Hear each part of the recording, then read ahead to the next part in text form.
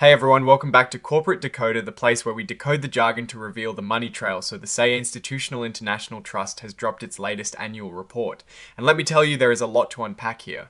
It is like a financial treasure trove for those who know where to look, but we're here to translate the G. Lee. Tattering gold into plain English so you get the real story without the boardroom buzzwords before we dive in. If you dig getting straightforward insights from these dense corporate filings, make sure you hit that subscribe button and notifications so you don't miss out. And hey, we have a fantastic community over on Discord, linked in the description below where you can chat with fellow corporate sleuths. Alright, so this is an annual shareholder report from the SEI Institutional International Trust for the period ending the 30th of September 2025. Essentially, this is the official rundown for investors packed with details about how their money has been managed over the past year.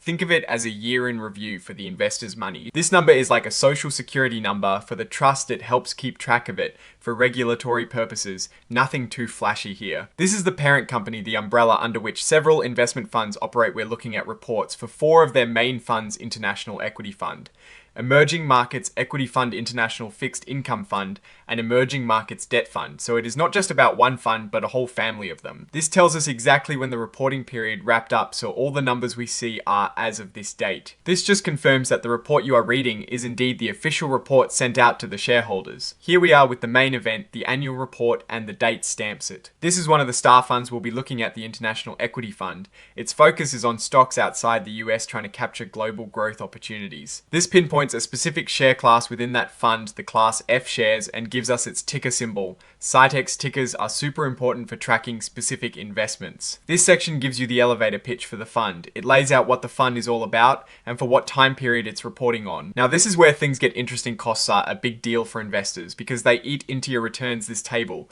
shows you how much a hypothetical $10,000 investment would have cost you out of pocket. International Equity Fund Class F shares $120. This is the actual dollar amount it costs to invest $10,000 for 1 year. A pretty standard number if you ask me. This is the expense ratio, a more direct way to see how much of your investment is going towards fees. It's 1.09% for an investor putting in $10,000 that comes out to $109 a year. This footnote is a good detail. Sometimes there are small fees that can be excluded to show a slightly lower number. Here it looks like a proxy fee added a tiny bit to the overall cost. This is the long-term picture. This shows you what $100,000 invested back in 2015 would be worth today for the fund. And its benchmarks, it's crucial for seeing long-term growth and stability. Look at this SEP, E15 International Equity Fund Class F shares $100,000. That is our starting point for this magic calculation. Fast forward to today, and that $100,000 investment has grown to over $226,000. Pretty solid growth. This is the benchmark index for the fund. An international index excluding the US, it's important to see how the fund stacks up against the wider market. Another benchmark, this one focuses on Europe, Australasia, and the Far East. So it's a more specific comparison for this international fund. This footnote simply explains what ACWI stands for, All Country World Index, helpful for clarity. This is a key clarification. Net return means it shows performance after basic expenses, but before taxes and other investor-specific costs, it's a good measure of the raw fund performance. And this explains EAF, another benchmark regional focus. This section focuses on the most recent 12 months, giving you an immediate performance snapshot. This is great news for investors. The fund beat its benchmark. This usually means the managers did a good job picking investments. This is the juicy stuff. They lay out why the fund performed. Well, they mention momentum and value strategies working well, but quality and low volatility. Lagging, this is the decoder part telling you the inner workings of the investment strategy. This tells us that which sectors they invested in wasn't the main driver of success, but which specific stocks they picked within those sectors really made a difference. Financials, materials, and healthcare stocks were the stars in their stock picking. They also call out country allocation being a positive contributor with a good chunk of exposure to emerging Asia. Specifically, China did well. This is a behind the scenes look. At this point, they list the different investment managers or sub-advisors. Acadian Asset Management really shone thanks to their focus on momentum and value, which were hot strategies. This also tells us Macquarie was removed, which is a change to note. This table gives you annualized returns over different time frames, 1 year, 5 years, and 10 years. It's a great way to gauge consistent performance. Look at these numbers. The fund delivered over 20% in the last year. That is a strong return. And its benchmark also performed well. But the fund came out on top for the 1 year and 5 year periods, showing its strength. It also beat the ETH index on a one-year basis. It's a good year for these international investments. A standard disclaimer, but a crucial one. Just because it did well doesn't mean it will continue to do so. This is the quick facts section, giving you the vital stats about the fund at a glance: total net assets, number of holdings, advisory fees paid, and portfolio turnover rate. Over $3.6 billion in assets. This is a large fund, indicating investor confidence and liquidity. Holding 880 different investments. This suggests good diversification, spreading the risk across many companies. This is the total amount paid to the investment managers. It's a direct cost to the fund. This number tells us how often the fund buys and sells its holdings. A turnover of 89% means they basically rebought the entire portfolio, or similar within the year. This can indicate active management, which can be good or bad depending on the results. This is the portfolio breakdown, showing where the money is actually invested. Country weightings and top 10 holdings are key here, because they tell you the biggest bets. This table shows the geographical allocation of the fund's assets. Japan is the largest single country, holding at over 17% of the portfolio. This is a significant bet on the Japanese market. The UK is the next largest at over 11%. Germany also has a significant weighting, around 10%. Interestingly, even though it's an international fund, it still has over 8% in the US, suggesting a global approach that includes US companies too, though perhaps not those most exposed to us domestic markets. This is gold, showing the biggest individual investments. Even in an international equity fund, they hold us treasury bills. This is likely for stability and liquidity. 2.4% is not huge, but notable. Scroll Novartis, AG 1.5%, Twinson Tie Center.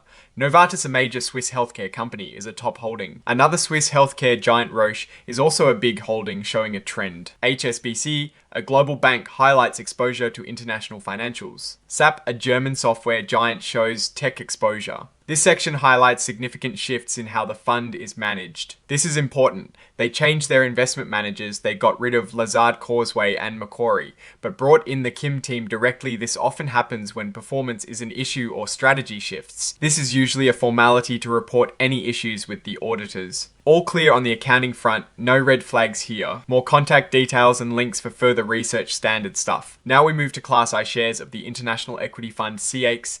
Each share class can have different fees and investor criteria. Class I shares are more expensive at $148 for that hypothetical $10,000 investment, compared to Class F's $120. The expense ratio for Class I is 1.34% higher, Duato. Those higher dollar costs. Looking at the 10-year performance for Class I shares, our $100,000 starts at $100,000 and grew to over $220,000. Again, comparing it to the benchmarks, the fund slightly underperformed the MSCI ETH index over the 10 years, but still shows solid growth. Similar to Class F, Class I shares also outperformed their benchmark over the last year. Here are the annualized returns for Class I shares: 20.34% for the year, a very respectable number. Interestingly, total net assets are the same as Class F. This suggests the report might be using aggregated data, or these are different classes of the same underlying fund structure. Now we look at Class Y shares, CXEX.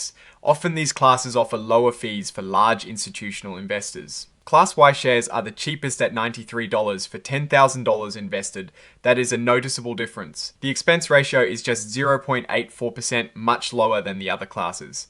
This is a major advantage for investors. Class Y shares actually performed the best over 10 years, starting with $100,000 and ending with over $231,000, a truly impressive return. The one-year return is also the highest at 20.96%. This class seems to be a winner for performance and cost. Shifting gears to the Emerging Markets Equity Fund. This fund takes on more risk for potentially higher rewards, investing in developing economies. Again, we see the Class F shares with ticker SEMS. The cost here is $137 on a $10,000 investment, slightly higher than the International Equity Fund Class F. The expense ratio is 1.25%, also a bit higher, reflecting the nature of emerging markets investing, which can be more complex. For the Emerging Markets Fund, a $100,000 investment grew to over $205,000. Over 10 years, decent growth, considering the higher risk profile. The one-year return is 18.60% strong, but lower than the International Equity Fund, which is to be expected given the different markets. Good news again, the fund beat its benchmark. This implies good active management in a notoriously volatile market. Similar to the international fund value and momentum strategies were key drivers. Some markets like Korea, Greece, and China were good for them. India, however, underperformed, which is an interesting note. This highlights smart country allocation, underweighting India and Saudi Arabia and overweighting Korea and Greece.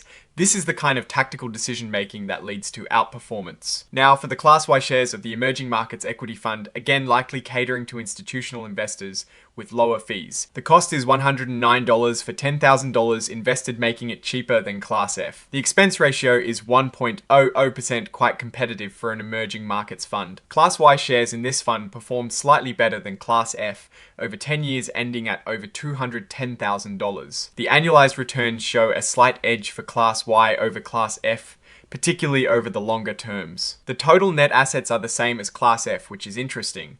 It suggests these might be different share classes for the same pool of investments, often differing in fees and distribution channels. Here is the breakdown of country exposure. China is the clear leader at a massive 26.7%. This is a strong bet on China. Taiwan is next with over 16%. Taiwan Semiconductor Manufacturing Company is a huge player there. So this makes sense. South Korea follows with over 12%. Samsung Electronics is a major company there. The top holding is TSMC at 8%. This single stock is a massive part of the portfolio, highlighting concentration, and risk. Scrollababa Group holding LTD 4.2%. Santa Alibaba is a significant holding, showing exposure to Chinese internet giants. Tencent, another internet giant, is also a top holding. Samsung Electronics is listed again here, confirming the strong South Korean exposure. This fund had no major management changes, which can be a sign of stability or perhaps a lack of proactive management depending on context. Now we switch to the International Fixed Income Fund. This fund focuses on bonds outside the US, aiming for stability and income. Class F shares of the International Fixed Income Fund with ticker SAFIX. The cost for this fund is $99 on a $10,000 investment, slightly less than the Emerging Markets Equity Fund. The expense ratio is 0.98%. This is reasonable for a fixed income fund that often has lower fees than equity funds. Over 10 years, our $100,000 investment here grew to nearly $120,000. This shows modest but steady growth, not flashy like equity, but stable. The annual returns are much lower than the equity funds, 2.23% for the last year, and even lower over 5 and 10 years. This is typical for fixed income and reflects its lower risk profile. Here we see some underperformance against its benchmark for the last year. It missed its target slightly. This is common in fixed income, where small differences can be magnified. The report explains why it underperforms certain bets on interest rate movements, and specific country allocations like Mexico and Indonesia helped, but other plays like Japan's yield curve and China holdings didn't pay off as expected. This shows the complexities of bond investing. Currency plays were also a factor. Currency positions in Sweden, Norway, and Mexico helped, but a bet against the New Zealand dollar hurt performance slightly. Here they break down the sub-advisor performance. Wellington and Colchester did well due to their smart duration and currency bets. RBC underperformed, mainly due to a bet on the Japanese yield curve, not paying off, but did well on Mexican credit risk. Finally, Class Y shares for the International Fixed Income Fund. SciFix again expect lower fees. The cost is $74 on $10,000 investment, noticeably lower than Class F. The expense ratio is 0.73%. Which is very competitive for a fixed income fund. Since inception, a $100,000 investment has grown to over $122,000. It's a small gain over the 10 years, but consistent with the fund's objective. The annualized returns are slightly higher for Class Y than Class F, reflecting the lower fees. How did the fund perform in the last year? The fund modestly underperformed its benchmark, the Bloomberg Global Aggregate XUSD Index, hedged for the 12-month period ending the 30th of September 2025. Scroll similar to Class F, it modestly underperformed the benchmark for the past year. The explanation for performance is similar to Class F, involving interest rate bets and country allocations. Currency bets offered mixed results, some paid off. Others didn't. The fund is actively managed in currency too. Again, the sub-advisor breakdown shows a similar story. Wellington and Colchester did well. RBC had mixed results. This section talks about the auditors. KPMG, their fees for the year 2025 were $210,000 for the main audit work. Last year, the audit fees were a bit higher at over $226,000, a slight decrease in audit costs. This is where the detailed financial statements and performance data are presented. This is a crucial part. It tells you exactly what the funds own. This shows the International Equity Fund is heavily invested in common stocks, about 94%, and Australia makes up a significant portion of that international exposure, which is interesting. Digging into Australia, we see holdings like Ria Group Ltd. This is a concrete example of a stock they own. Germany is a substantial holding for this fund at nearly 10% of the portfolio. This means they are really betting on the German economy or its companies. SAP, the German software giant, is a top holding with a market value of over $31 million. This is a significant investment. Japan is the largest single country exposure at over 17%. This is a huge allocation and tells us a lot about their strategy. Nintendo is a top holding in Japan, a well-known company, but it shows they are investing in consumer discretionary, as well as likely industrial and tech giant. The UK is also a major holding at over 11%. BP, a major energy company, appears in the holdings. It shows a mix of sectors across countries, and even though it is an international fund, the US exposure is still over 7%. Total assets are over $3.6 billion. This fund is massive paid. In capital is the money investors have put in over $2.4 billion of that. The distributable earnings are over $1.2 billion. This is the profit that can be distributed to shareholders. This is the price of one share for Class F shares of the International Equity Fund. $14.37. The International Equity Fund generated over $73 million in net investment income from dividends and interest. It is earning money on its holdings, and over $483 million in realized gains, that is profit from selling investments that went up in value. This is a huge number and shows strong performance in selling winning stocks. They also saw an increase in the value of their current holdings by over $42 million. This is the paper profit not yet realized from sales. The Emerging Markets Equity Fund earned over $26 million in net investment income and over $106 million in realized gains. This shows good performance in emerging markets too. Their unrealized gains are even higher, over $118 million. This indicates strong recent performance in the emerging markets they are invested in. The International Fixed Income Fund is more modest, with about $9 million in net investment income. It actually had a net realized loss of over $8 million. This can happen in bond markets when interest rates rise or credit conditions worsen. But their unrealized gains helped offset that, slightly bringing the total change from operations to a positive but small number. The Emerging Markets Debt Fund had a very strong year, earning over $64 million in net investment income. However, it also booked a significant realized loss of over $12 million. But strong unrealized gains of nearly $30 million helped boost the overall result. This fund is smaller with $376 million, but it ends the year with accumulated losses of over $50 million. This indicates a tougher period for emerging markets debt. The Emerging Markets Debt Fund is larger at $943 million, but it has a much larger accumulated loss of over $243 million.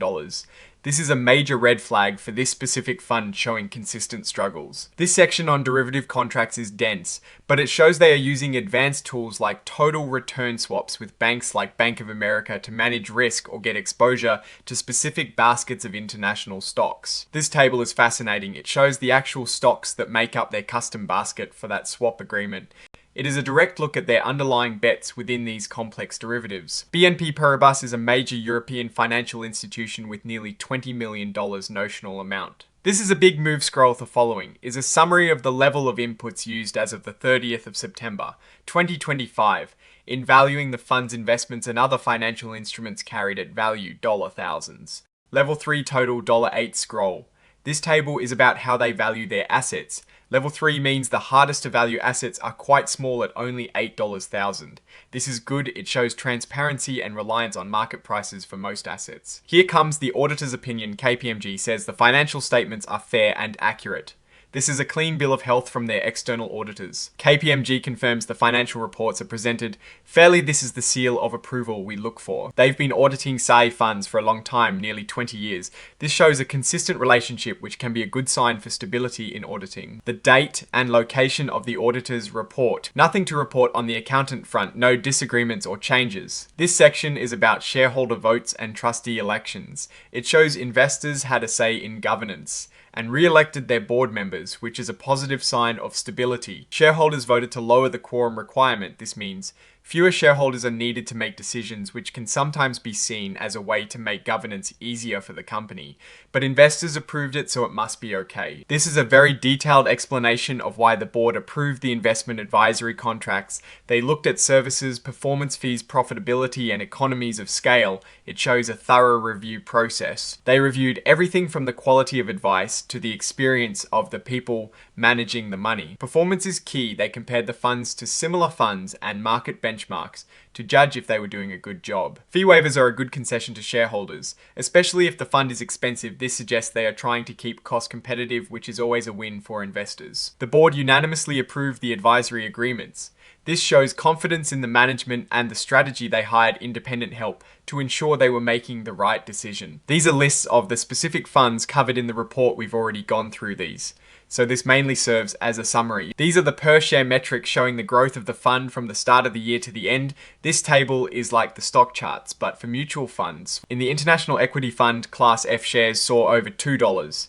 Per SEI in gains last year, this is a very strong result. The total return for Class F shares was over 20%. That is excellent performance, especially for an international fund. This class alone has nearly $3.3 billion in assets. This fund is huge. The expense ratio for Class F is 1.09%. This is on the higher side for equity funds, but not outrageous. Given the performance, a bit of a higher fee can be justified. The expense ratio for Emerging Markets Equity Fund, Class F, is even higher at 1.25% expected given the asset class. Fixed income funds are generally cheaper. This one at 0.98% is in line with that expectation. The Emerging Markets Debt Fund has an expense ratio of 1.06%. This section contains critical details on how the numbers are calculated, including valuation methods and accounting policies. This is super important. It explains how they value the assets, especially when there isn't a clear market price. They have a policy and delegated responsibility to value things. Fairly, this is crucial for trust. They use a 3-level system for valuing assets. Level 1 is the most reliable market prices, and Level 3 is based on estimates or models. This report says they use mostly Level 1 and Level 2 inputs with very little Level 3 for these funds, which is a good sign of transparent valuation. When dealing with international investments, they have to translate currencies. This section explains how they handle those conversions. This is a standard risk disclosure. Credit risk is simply the chance that someone who owes money or has a contractual obligation won't pay up. This is a fundamental risk in any investment. This explains currency risk, basically the chance that exchange rates will hurt your investment value. They actively manage this, but it is still a risk. This is the big one. Market risk is the general risk that the whole market could go down, impacting all investments. It mentions everything from interest rates to geopolitical events, COVID-19, and technological advancements.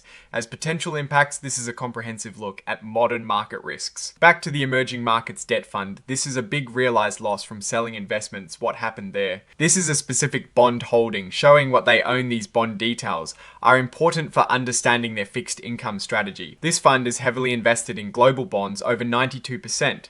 Its main strategy is clear. This is the full auditor's report. KPMG confirms. The financials are fairly presented. It's a crucial sign of trustworthiness. They audited according to PCAOB standards and got reasonable assurance that the financial statements are free of major errors.